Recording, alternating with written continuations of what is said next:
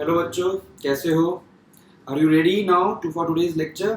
सो हम लोग जो है आज के लेक्चर के अंदर क्या करेंगे, प्रीवियस जो हमने लेक्चर किया था that was our colligative property number 2, elevation in boiling point.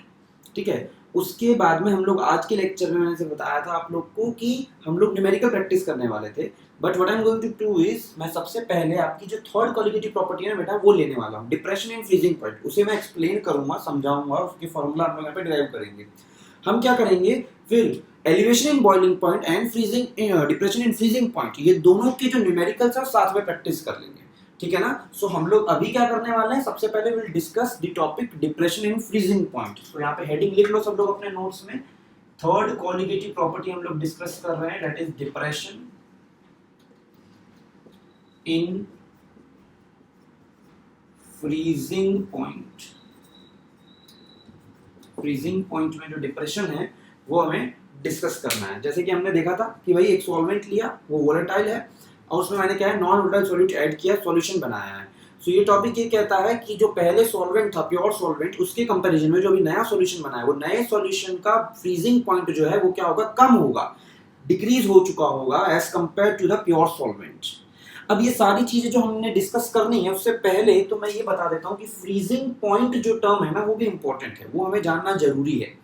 Freezing point को हम हमारे एकदम लेमन लैंग्वेज में क्या बोलते हैं कि भाई लिक्विड फेस से सॉलिड फेस में कन्वर्ट हो जाती है चीज, जैसा और नो।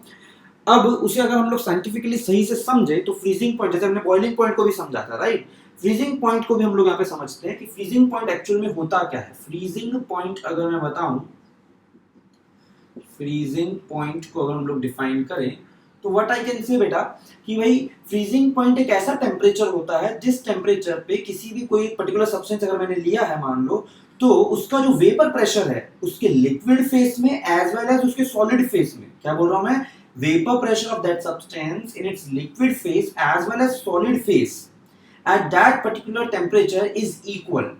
उस टेम्परेचर को हम क्या कहते हैं, फ्रीजिंग पॉइंट कहते हैं। तो यहाँ पे हम लोग नोट कर लेते हैं एक बार साथ में, that temperature at which vapor pressure of a substance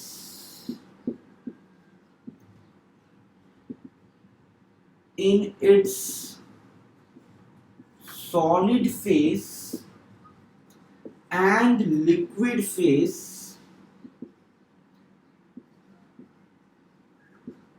is equal। उस पर्टिकुलर टेम्परेचर को हम क्या कहेंगे, we will call it as freezing point. आ रही है बात समझ में? तो मैं ऐसे कह सकता हूं that vapour pressure in solid phase should be equals to vapor pressure in liquid phase। that particular temperature is your freezing point। उसे हम क्या कहते हैं, freezing point कहते हैं। कोई दिक्कत नहीं है।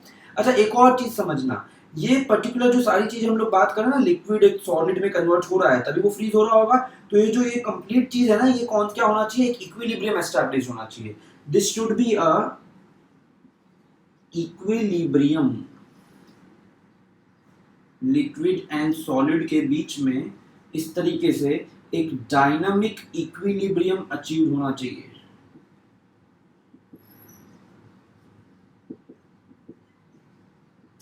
ठीक है, तो उस पर्टिकुलर टेम्परेचर पे ऐसा एक डायनामिक इक्विलिब्रियम एस्टैब्लिश्ड होता है between that liquid and solid phase of that particular substance. So वो हमारा क्या हो जाता है, फ्रीजिंग पॉइंट। तो ये हमने डिफाइन कर लिया फ्रीजिंग पॉइंट क्या होता है। अब हम लोग आगे डिस्कस करते हैं कि डिप्रेशन इन फ्रीजिंग पॉइंट कैसे होता है। सो हमें अब फ्रीजिंग पॉइंट की डेफिनेशन क्या होती है वो समझ में आ गई हम लोग को। Now let us come to the main topic, depression in freezing point. तो फ्रीजिंग पॉइंट डिक्रीज क्यों हुआ सॉल्यूशन का, लेट अस अंडरस्टैंड दैट। कि हमारे पास में मान लो पहले प्योर सॉल्वेंट है water. Now in that pure solvent अगर मैं फ्रीजिंग करूं उस प्योर सॉल्वेंट की, तो फ्रीजिंग बेसिकली प्रोसीजर कैसे होता है अगर हम लोग फिजिकली समझे उस चीज को, तो होता ये है कि फ्रीजिंग के दौरान हम लोग टेम्परेचर डिक्रीज करते हैं उस सब्सटेंस का। ठीक है, जैसे वाटर है तो वाटर का हम लोग टेम्परेचर डिक्रीज कर रहे हैं। टेम्परेचर डिक्रीज होने के कारण जो है ना, वाटर के जो सॉल्वेंट के जो मॉलिक्यूल्स है वो क्या करते हैं, वो स्लो डाउन हो जाते हैं। बिकॉज उनकी काइनेटिक एनर्जी कम हो गई, तो स्लो डाउन होने के कारण उनके बीच में अब इंट्रैक्शन ज्यादा लग पाते हैं। इंट्रैक्शन ज्यादा हो जाने के कारण वो क्या हो जाते हैं, सॉलिडिफाई हो जाते हैं और फ्रीज हो जाते हैं। नाउ अंडरस्टैंड दिस थिंग कि अब मेरे पास प्योर सॉल्वेंट था पहले तो, लेकिन अब मैंने उसके अंदर क्या कर दिया, नॉन वोलेटाइल सॉल्यूट ऐड किया और मिक्स किया और सॉल्यूशन बना लिया। Now due to this what will happen, supposing NaCl तुमने ऐड किया था, तो NaCl जो तुमने ऐड किया है उसके Na प्लस और Cl माइनस आयन अब वाटर मॉलिक्यूल्स के साथ में इंडिविजुअली और इंटरेक्ट करेंगे, और water molecule and water molecule के बीच में जो अंदर अंदर इंटरेक्शंस जो हो रहे होंगे वो क्या हो जाएंगे, वीक हो जाएंगे। नाउ ड्यू टू दिस मुझे अब और टेम्परेचर डिक्रीज करना पड़ेगा और ठंडा करना पड़ेगा ज्यादा गिवन सॉल्यूशन को, ताकि वो सॉलिडिफाई हो सके। बिकॉज उसके बीच के जो सॉल्वेंट के बीच के जो सॉल्यूशन है उसमें जो सॉल्वेंट मॉलिक्यूल्स है उनके बीच के जो इंट्रैक्शंस है वो क्या हो गए हैं, वीक हो गए। सो उनको इंट्रैक्शंस को बढ़ाने के लिए मुझे उन्हें और ज्यादा स्लो डाउन करना पड़ेगा, जिसके लिए मुझे टेम्परेचर को और डिक्रीज करना पड़ेगा। So this is the complete funda why depression freezing point occurs. ठीक है ना, आगे बात समझ में। सो अंडरस्टैंड दिस थिंग, हम लोग यहाँ पे इसे लिख लेते हैं, why depression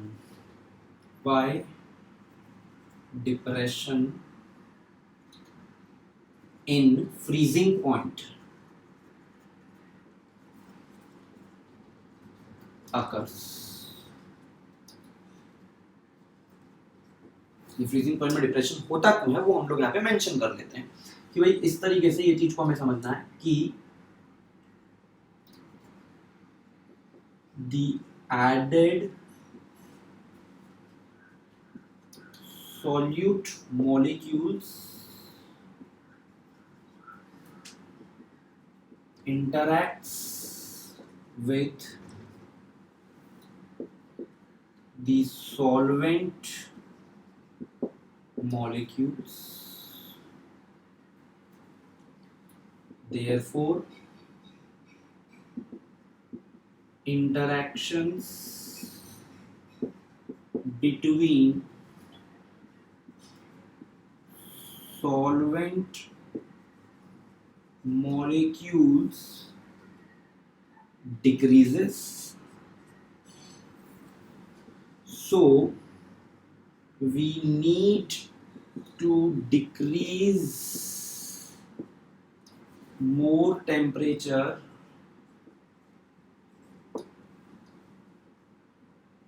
to slow down the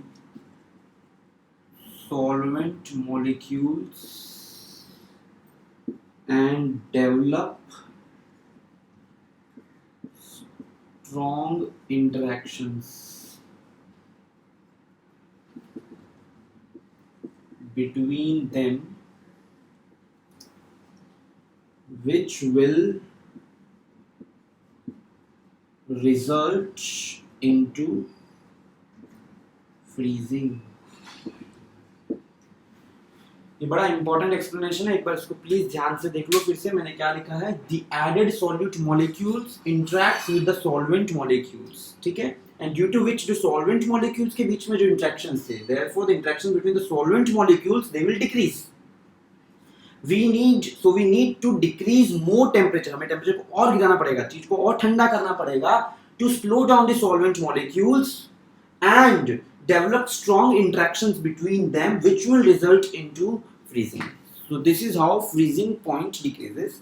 अच्छा, freezing point का जो डिप्रेशन है उसको हम लोग मेंशन कैसे करते हैं, डिनोट कैसे करते हैं, दिस इज डेल्टा टीएफ। जैसे एलिवेशन बॉइलिंग पॉइंट को डेल्टा टी भी कहते थे, वैसे यहाँ पे जो फ्रीजिंग पॉइंट का जो डिप्रेशन है उसे हम डेल्टा टीएफ कहते हैं। इट इज नथिंग बट देखो फ्रीजिंग पॉइंट डिक्रीज हुआ है, this is the positive value always, ठीक है। सो ये डिक्रीज हुआ है तो फाइनल वैल्यू जो है, जैसे सॉल्यूशन का जो फ्रीजिंग पॉइंट है वो क्या कम होगा, तो सॉल्यूशन का जो फ्रीजिंग पॉइंट है वो कम है, तो सॉल्वेंट का ज्यादा है, तो this is T solvent minus T solution. Freezing point of solvent minus freezing point of solution, this will give you delta T F. एक जनरल एक्सप्रेशन हो गया हमारे लिए डेल्टा टी एफ का। अब अगर आप याद करो तो आपने एलिवेशन इन बॉइलिंग पॉइंट में ग्राफ देखा था, उसी तरीके का एक ग्राफ हम लोग क्या करेंगे यहाँ पे डिप्रेशन फ्रीजिंग पॉइंट में भी देखेंगे। सो अगर हम ग्राफ को ध्यान से देखें तो ये एक इस तरीके का ग्राफ बनेगा। Supposing this is the Y axis this is the X axis. यहाँ पे हम लोग जो है एक्स एक्सिस पे ले रहे हैं फ्रीजिंग पॉइंट को, एंड इधर जो एक्स हमारा जो एक्स एक्सिस पे फ्रीजिंग पॉइंट को लिया है, वाई एक्सिस पे हम लोग जो लेंगे, हम लोग यहाँ पे वेपर प्रेशर ले लेंगे। ठीक है, यहाँ पे अगर मैं सॉल्वेंट का ग्राफ बनाऊं for vapour pressure versus freezing point and solution 1 का ग्राफ बनाऊं जिसमें मैंने कुछ नॉन वोलेटाइल सॉल्यूट ऐड करा है, तो वो कुछ इस तरीके का आता है बेटा। The graph is something like this. ये एक सॉलिड फेस के लिए लाइन है कुछ इस तरीके की, एंड सॉल्वेंट लिक्विड सॉल्वेंट जो हमारा है वो कुछ ऐसा दिखता है जो ग्राफ है। सिमिलरली यहां से सॉल्यूशन जो बनता है वो उसका ग्राफ कुछ ऐसा बनता है। This is the solution. Such type of graph, ये तुम बोलोगे तो ये हमारा क्या हो गया, लिक्विड सॉल्यूशन हो गया कंप्लीटली। ये हमारा लिक्विड सॉल्वेंट का ग्राफ हो गया, and this is basically of solid solvent.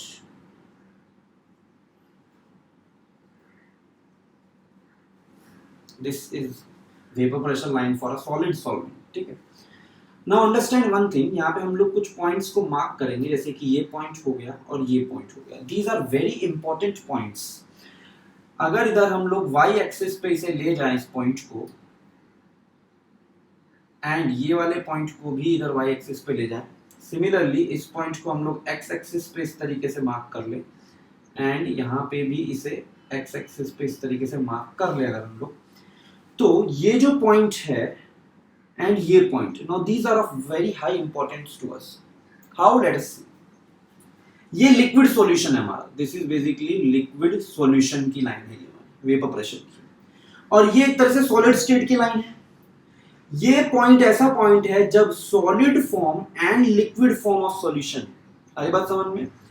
This vapor pressure इन दोनों का क्या है, देखो सेम है। हमने देखा था फ्रीजिंग पॉइंट का डेफिनेशन यही था कि ऐसा पॉइंट जहां पे vapour pressure of that substance in its solid state and in its liquid state becomes equal, उसे हम क्या कहते हैं, we call that point as freezing point. तो ये हमारा आ जाएगा freezing point of solution, TS bracket के बाहर एफ लिख दिया, तो this is basically freezing point of solution. Similarly ये पॉइंट देखिए तो यहाँ पे लिक्विड सॉल्वेंट है और इधर क्या एग्जिस्ट कर रहा है, सॉलिड सॉल्वेंट। तो ये जो पॉइंट है इधर देखो वेपर प्रेशर सेम आ गया है solid state and liquid state का एट दिस पॉइंट। इस टेम्परेचर को हम कहते हैं T nought F. Basically T nought F क्या हो जाएगा, freezing point of your solvent.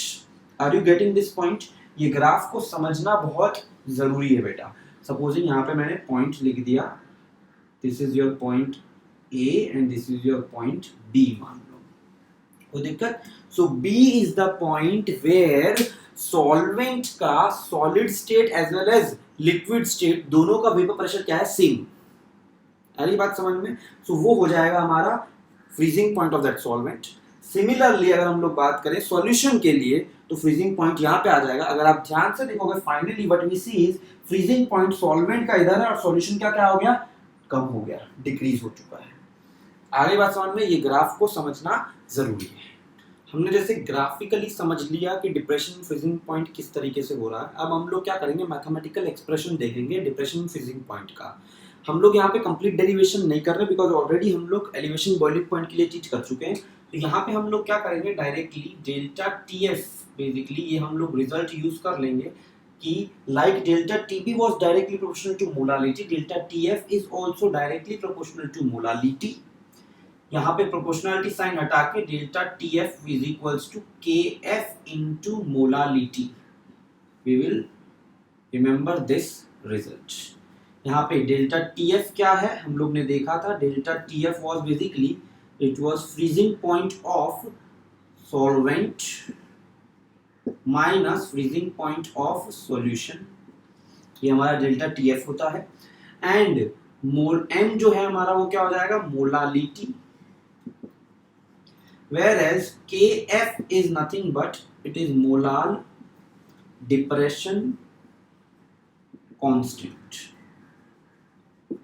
molar depression constant होता है ये, इसे और we can say that it is cryoscopic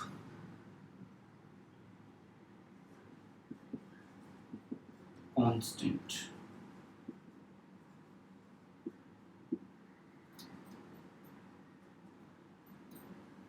आ रही बात समझ में? तो ये हमारा KF हो गया। अच्छा, एक और चीज, मतलब कुछ बच्चों का ये क्वेश्चन आया था मेरे पास में कि सर ये जो K है, KF, वहाँ पे K भी निकाला था आपने लास्ट लेक्चर को देख के, क्वेश्चन आया था सब बच्चों का कि भाई KB जो है उसका यूनिट क्या है? मतलब क्या बताओ, मतलब क्वेश्चन सुनते ही मुझे ऐसा हो गया था कि क्या कर रहे हो यार, कुछ तो कर लो खुद से। KB का यूनिट नहीं निकाल पा रहे। देखो डेल्टा TB इक्वल्स टू हमारे पास में क्या आता है, KB into M, molality. KB का यूनिट निकालना है तुझे। KB का यूनिट कैसे निकालेगा? KB को लिख ले तो equals to delta TB by molality. Delta TB क्या हो गया? एक तरह से चेंज इन टेम्परेचर। वो चेंज इन टेम्परेचर तो डिग्री सेल्सियस में ले या केल्विन ले, एक ही बात आएगी, वैल्यू एक ही आने वाली है। तो you can write this unit in terms of Kelvin also और in terms of degree Celsius also. Supposing मैं केल्विन के टर्म में लिख रहा हूं, सो मैं क्या लिखूंगा? टेम्परेचर के लिए केल्विन, नीचे यूनिट क्या है मेरा? Molality. What is molality? Molality is mole per KG, so it will be mole per KG. So finally the unit will be like this, Kelvin kg mole inverse. This is the unit of delta TB and similarly अगर मैं बात करूं, sorry, this is the unit of KB and similarly KF का unit अगर मैं बात करूं, unit of KF that will also be same because वो भी क्या है, देखो कैसे निकलेगा। KF के लिए KF is equals to क्या है हमारे पास में? Delta TF by molality. It can be written as delta TF को मैं क्या लिख सकता हूँ? डिग्री सेल्सियस में भी लिख सकता हूँ और केल्विन में भी लिख सकता हूँ। सो मैं केल्विन में लिख रहा हूँ मान लो, और ये क्या हो जाएगा? Divide by this is mole per KG. So the unit will be equals to, unit को हम लोग क्या लिख सकते हैं? Kelvin KG mole inverse, mole inverse या यूनिट। आप इसी चीज को ऐसा भी लिख सकते हो, और degree Celsius KG mole inverse. अरे बात समझ में? दोनों चीज एक ही है, यहाँ पे कुछ चेंज नहीं होगा आंसर। क्यों? केल्विन और केजी यहाँ पे दोनों चीज लिख सकते हैं। क्यों लिख सकते हैं? Important thing difference in temperature. Difference in temperature जो है वो क्या होगा? केल्विन स्केल में as well as degree Celsius में सेम ही होता है। ऑलराइट, सो अभी हमने क्या देखा? KF का यूनिट भी देख लिया। नाउ KF का एक और फॉर्मूला देखना है। याद करो जैसे KB का फॉर्मूला देखा था ना हम लोगों ने RTB² वाले टर्म्स में, वैसे ही KF का भी फॉर्मूला आता है बेटा। KF का भी ये फॉर्मूला डायरेक्टली याद रखना है। R वहां पे TB था, उसकी जगह यहाँ पे TF² आ जाएगा, डिवाइडेड बाय 1000 इनटू, उधर क्या आ रहा था? लेटेंट हीट ऑफ वेपराइजेशन आ रहा था, इधर आएगा latent heat of fusion. LF लिख रहा हूं मैं, उसे latent heat of fusion represent कर रहा हूं। देखो KF हमें पता है क्या है? KF we know that it is molal depression constant और क्रायोस्कोपिक कांस्टेंट, दोनों लिख सकते हो आप लोग, ठीक है। R जो है वो क्या है हमारा? Gas constant. TF is freezing point of solvent, because it's solvent dependent term है, याद करो। LF जो है वो क्या था हमारा? latent heat of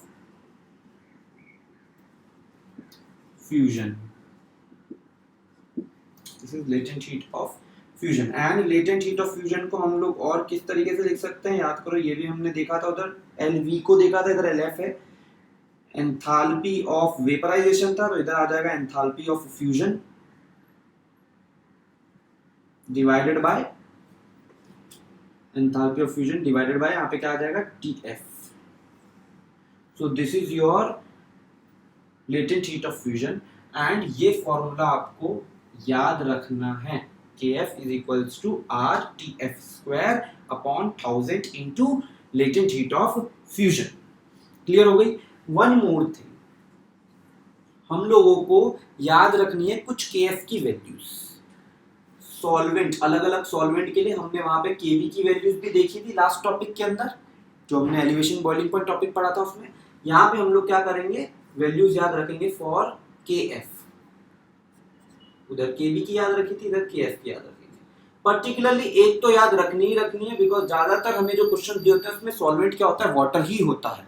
तो वाटर सॉल्वेंट है तो के एफ की वैल्यू याद रख लेना 1.86 वैल्यू होती है। कितनी वैल्यू होती है, 1.86। केबी की कितनी थी, 0.52, ठीक है, 0.52 वैल्यू थी for KB for water, and के एफ की वैल्यू कितनी है, 1.86।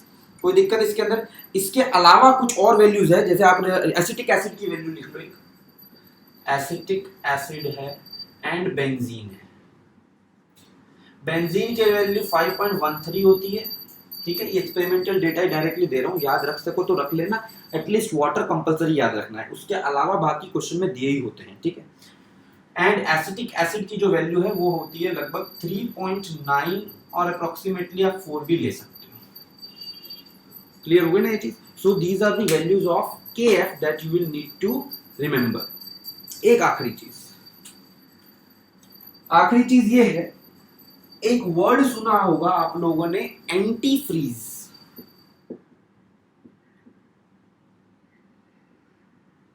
कुछ एंटी फ्रीज सब्सटेंसेस अवेलेबल होते हैं मार्केट में। एंटी फ्रीज सब्सटेंस क्या होता है, और कुछ नहीं, देखो जैसे मान लो पानी है, कोई पर्टिकुलर टेम्परेचर, जैसे हमें पता है पानी जो है 0 डिग्री सेल्सियस पे क्या हो जाता है, फ्रीज हो जाता है। मैं चाहता हूं कि मेरा कुछ ऐसा यूसेज है कि उसमें पानी, मैं ये चाहता हूं कि 0 डिग्री सेल्सियस पे भाई फ्रीज ना हो, थोड़ा और टेम्परेचर कम, मान लो कि मैं चाहता हूं कि -0.4 डिग्री सेल्सियस पे फ्रीज हो, 0 पे ना हो, ठीक है। तो हम लोग क्या करते हैं उन सब चीजों के लिए, we add anti freeze substances, जो कि क्या करते हैं, फ्रीजिंग पॉइंट को डिक्रीज कर देते हैं गिवन सॉल्वेंट के। सो एक तरीके से जो हम लोग ने अभी टॉपिक पढ़ा ना, डिप्रेशन फ्रीजिंग पॉइंट, वही यूज हो रहा है इन एंटी फ्रीज के अंदर। So anti freeze like basically जैसे NaCl यूज होता है as an anti freeze, then use होता है ग्लाइकॉल यूज होता है एज एन एंटी फ्रीज। इस तरीके से सब्सटेंसेस होते हैं जो एंटी फ्रीज की तरह काम में आते हैं, वो क्या करते हैं, डिक्रीज कर देते हैं फ्रीजिंग पॉइंट को। ऑलराइट, सो ये हमने कंप्लीटली देख लिया है conceptually depression in freezing point topic को। Now in our next lecture what we will do is, हम लोग 2 टॉपिक के न्यूमेरिकल साथ में करने वाले हैं। कौन कौन से टॉपिक्स हैं, elevation in boiling point and depression in freezing point. तो प्लीज फॉर्मूलाज, यूनिट्स, सभी चीजें, सभी टर्मिनोलॉजीज अच्छे से याद रख लेना, एंड हम लोग जब न्यूमेरिकल प्रैक्टिस करेंगे तब आपको क्या है, काफी आसानी होगी चीजों को समझने में। Thank you so much.